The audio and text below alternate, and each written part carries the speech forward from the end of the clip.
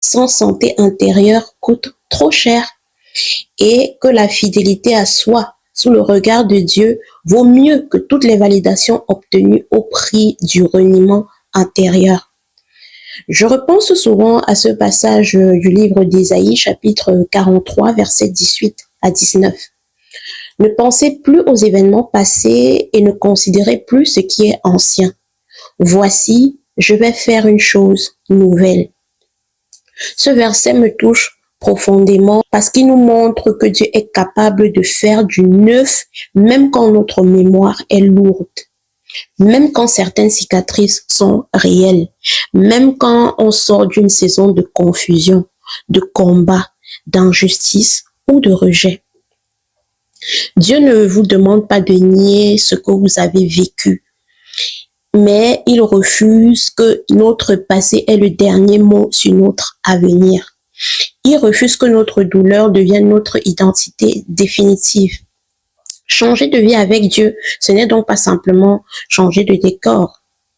C'est accepter un processus de vérité, de dépouillement et de transformation.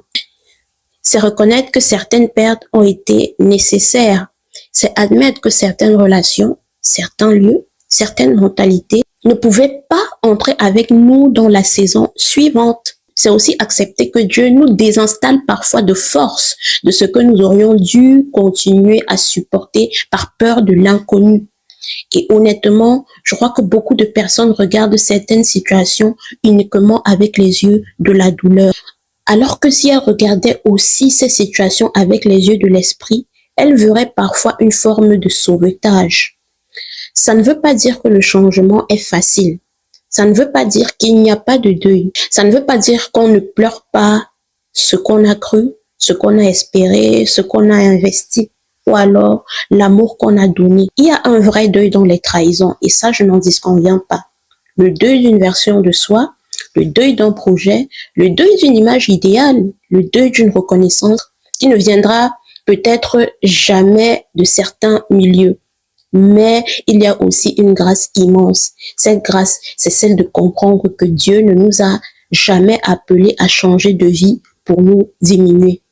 Il nous appelle à changer de vie pour nous repositionner. Et parfois, ce repositionnement commence par quelque chose de très simple. Arrêtez d'attendre la justice parfaite de ceux qui vivent dans le déni. Arrêtez d'attendre d'être pleinement vus par des gens qui ont décidé de mal nous lire. Ce lâcher-prise-là n'est pas de la résignation, c'est du discernement, c'est une maturité spirituelle. C'est le moment où l'on